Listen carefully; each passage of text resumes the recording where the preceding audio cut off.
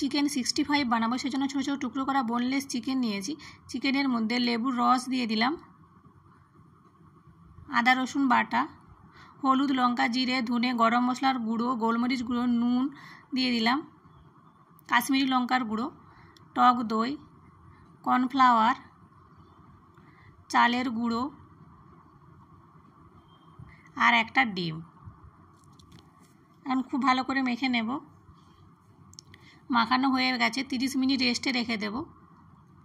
এখন চিকেনগুলো ভেজে নেব। তেল গরম করে নিয়েছি, এক একে দিয়ে দিলাম, উল্টে দেব। একদিকটা হয়ে গেছে, আবারও উল্টে দেব। এইভাবেই উল্টে পাল্টে খুব ভালো করে ভেজে নেব। ভাজা হয়ে গেছে, তুলে নেব। এখন কড়াইয়ের মধ্যে অল্প একটু তেল দিয়ে দিলাম, একটা শুকনো লঙ্কা ছিঁড়ে দিলাম, রসুন কুচি একটু নেড়েচেড়ে ভেজে নেব, কারি পাতাটাও ভেজে নেব, tomato sauce, red chilli sauce একটু নেড়েচেড়ে নেব অল্প চিনি দিয়ে।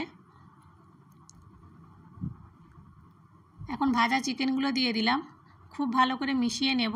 চিকেন 65 তৈরি হয়ে গেছে।